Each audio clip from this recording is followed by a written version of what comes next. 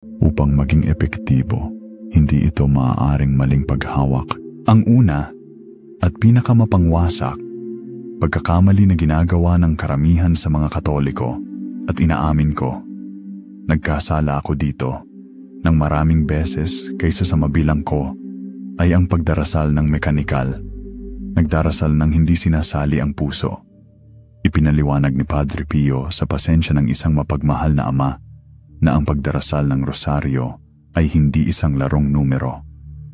Hindi ito tungkol sa kung gaano karami ang nagdarasal, ngunit kung paano ka nagdarasal kahit isa lang.